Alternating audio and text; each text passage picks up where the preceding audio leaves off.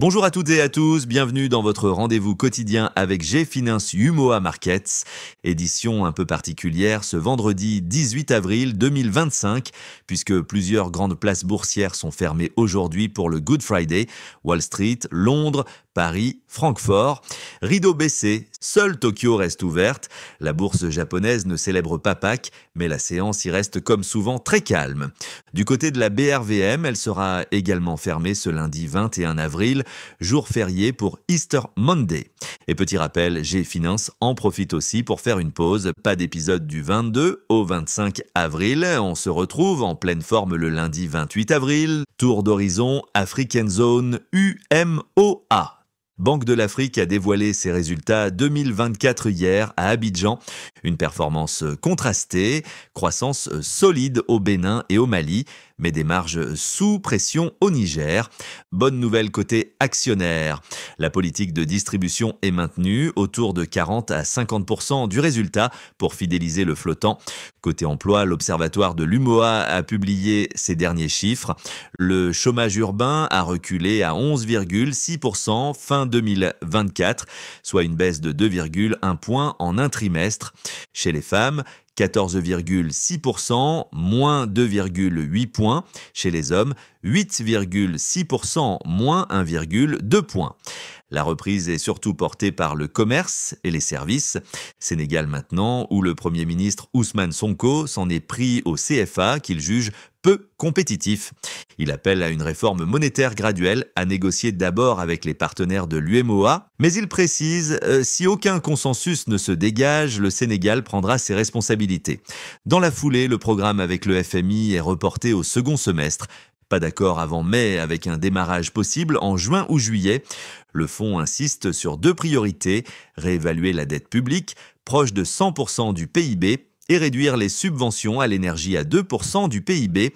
Sur le front de la transition énergétique, un projet ambitieux à Kolda. Le consortium Voltalia Intech va construire la première centrale solaire avec batterie de Casamance pour 2026, 60 MW de solaire et 90 MWh de stockage. Objectif, aider le Sénégal à atteindre 40% d'électricité verte. Du côté des agences de notation, Fitch maintient la note de la BOAD à BB et relève sa perspective à stable, saluant la solidité de sa liquidité et le soutien de la BCEAO et des États membres. Enfin, Palm CI annonce un dividende, malgré un recul du résultat net 2024. Le projet de distribution s'élève à 7,137 milliards de francs CFA, soit environ 451 francs CFA par action. Attention, la hausse de plus 65% évoquée ne concerne que le résultat net du premier trimestre 2025. Un mot sur le Burkina Faso. Le fonds de soutien patriotique a levé 304 millions de dollars en 2024, soit plus de 77% en un an. Un engagement citoyen fort au service de la sécurité. Focus BRVM, séance du 18 avril. La BRVM a terminé la séance du 18 avril en territoire négatif, avec des indices dans le rouge sur l'ensemble de la ligne. L'indice composite recule de 2,44% à 281,52 points. Le BRVM 30, pour sa part, enregistre une baisse plus marquée de 2,73% à 141,29 points.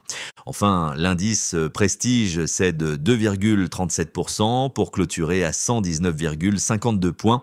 Côté secteur, le trio de tête depuis le début de l'année 2025 se dessine clairement. En tête, le secteur de l'énergie affiche une performance remarquable de plus 20,65%, portée notamment par Total Energy CI qui bondit de plus 44%. Vient ensuite la consommation de base en hausse de plus 19,10% avec des valeurs solides comme Nestlé et Unilever.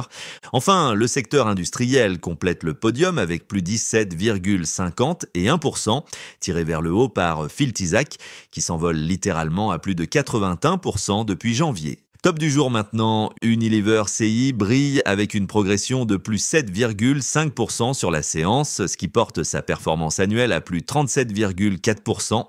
Derrière, SMBCI gagne plus 1,4% et Uniwac CI suit de près avec plus 1,3%. Côté baisse, la journée a été particulièrement difficile pour les télécoms. Orange CI accuse le coup avec une chute de moins 6,3%, portant son recul annuel à moins 19,7%. Onatel recule de moins 3,7%, malgré une performance positive depuis le début de l'année. Quant à Sonatel, elle cède moins 3,6%, stable sur l'année avec une performance nulle à ce jour. À retenir en bref pour bien terminer la semaine, dividende à venir, Sonatel versera 1655 francs CFA par action le 22 mai, tandis que BOA Burkina Faso distribuera 428 francs CFA par action dès le 22 avril.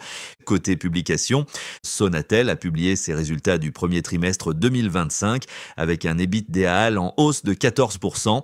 Palm CI, de son côté, a dévoilé hier ses résultats annuels 2024, en repli par rapport à 2023, mais le groupe a aussi annoncé ses performances du T1 2025, en forte progression avec un résultat net en hausse de 65%. Merci pour votre fidélité à G-Finance Umoa Markets. On se retrouve le 28 avril pour une nouvelle série d'épisodes. D'ici là, portez-vous bien, joyeuses fêtes de Pâques et comme toujours, bons investissements à toutes et à tous.